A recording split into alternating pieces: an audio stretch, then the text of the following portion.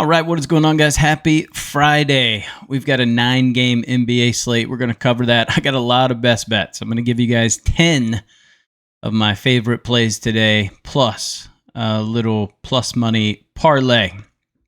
But let's get into yesterday's recap. But before we do that, make sure you subscribe to the channel. It's free. It helps me a lot. Give the video a thumbs up and comment down below with your favorite play today.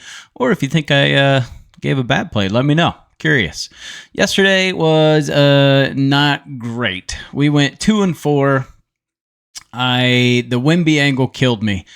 On a back-to-back, I didn't think Wemby was going to play a ton of minutes. He played 27 minutes the night before. I thought we'd be around that, if not maybe a little less.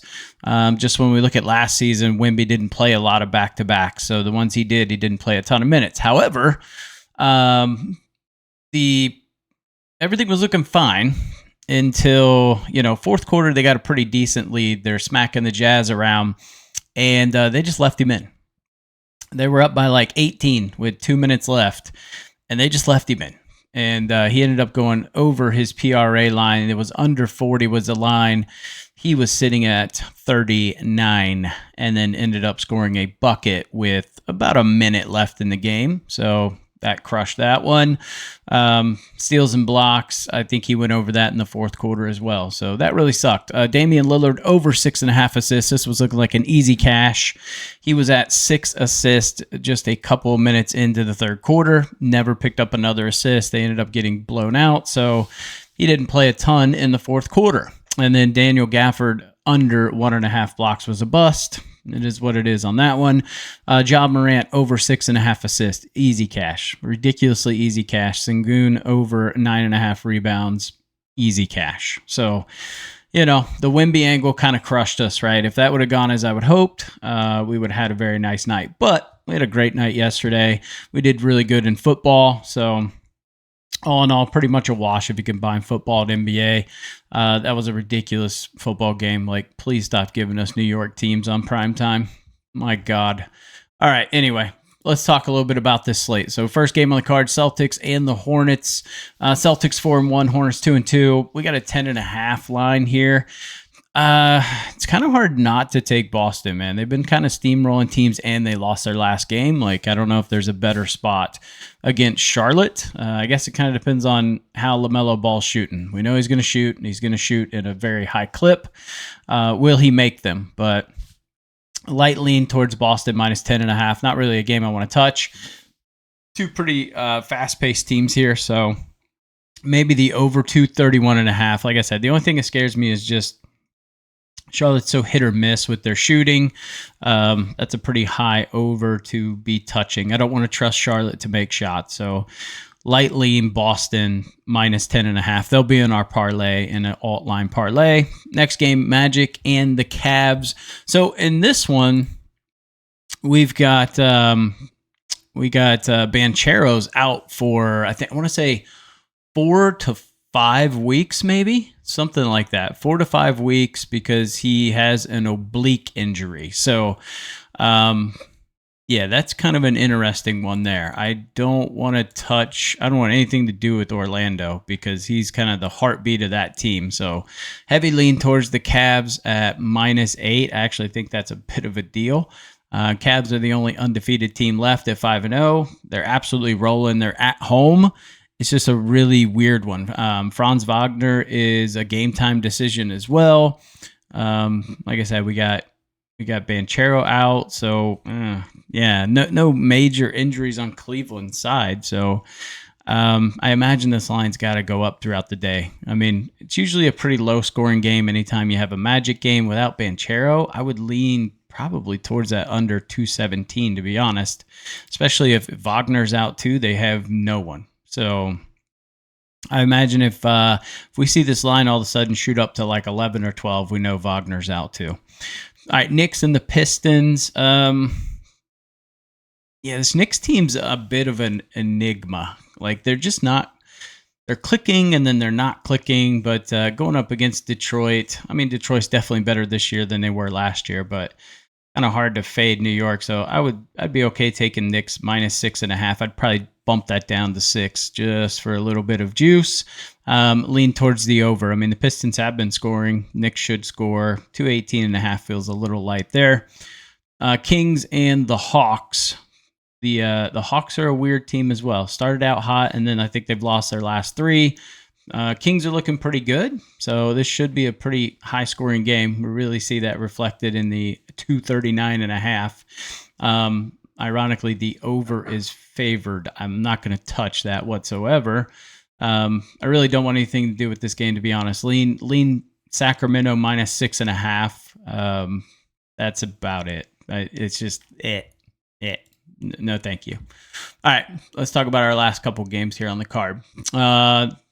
Lakers and the Raptors.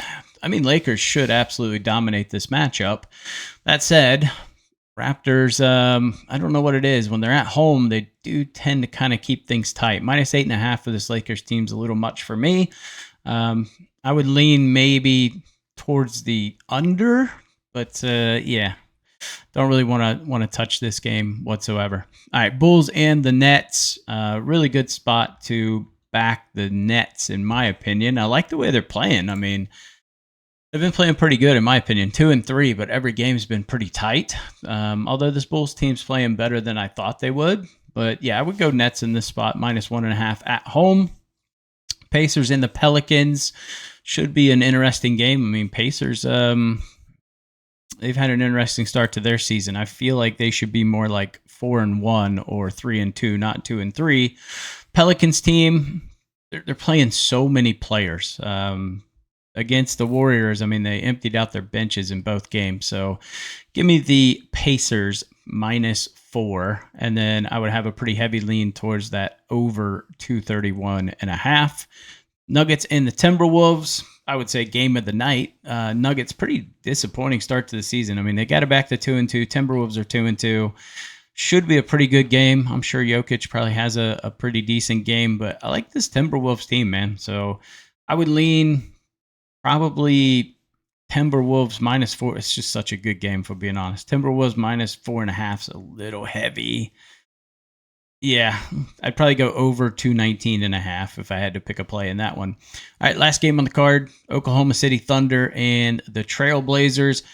Trailblazers kept games close. I mean, against the spread, they are keeping things really tight. So for me, it'd be Portland plus 11.5, or maybe look at the over 220.5. But plus 11.5 would be my favorite play in that game. All right, let's talk about best bets here. So I got a decent amount of them. I'm not saying play all these. Pick your favorite ones. Throw them together, right? If you're going to parlay, don't parlay a ton of plays. 2 is best. Take 2, pair them together, maybe 3. LeBron James over 7.5 assists. We saw him kind of be in that scorer mode in Cleveland. I think he reverts back to being the disher and kind of feeding AD and Reeves and Russell and those guys. So I like his over 7.5 assists. Wendell Carter under 14.5 points plus assist. He's not going to get a ton of assists. This guy is not an assist guy. So, and I don't really trust him to score in this game. So I think that's a very good spot. It should end up being a blowout. I can't see them hanging with Cleveland without Banchero. So I like that play. DeMar DeRozan over 25.5 points plus assist. He's over this in a ridiculously high. It's like 90% of his last 20 games. He's over that. So I like him in that spot. Evan Mobley over 14.5 points. Now, again, the only problem is he could be in blowout territory, but I do like Evan Mobley to go over. They're giving up a ton of points to the center position. So Mobley and Allen, I don't know, they're both kind of centers. So if you don't like that, maybe look at Allen, but I like Mobley here to score over Allen. Donovan Mitchell under 5.5 assists. I think it's going to be close. I think he probably ends up with 5, but I don't think he gets to 6. And then I like his over 23.5 points. It's just a little light. We know he's going to take the shot volume. So I like him to go over that. I don't love playing 3 Cavs on one. That's why I'm saying don't play all of these, but pick and choose your favorites. Russell Westbrook under 3.5 rebounds. I don't really love a minus 140 play, but this is too good to pass up. Timberwolves are best in the league, give up the least rebounds to guards. So 3.5 for a guy that's going to play somewhere between 19 and 21 minutes. Yeah, I'll take that. Tobias Harris under 16.5 points plus assist. This is not a guy that's going to score a ton of points. So this is just a value play at plus 100. I think he probably ends up somewhere around 14, maybe 15. And then SAG under 6.5 rebounds. That's just a little high. 6.5's high. 5.5's typically where he's at. So I think we're getting good value here. Under 6.5 at minus 130. And then I'll take Zion Williamson under 42.5 PRAs.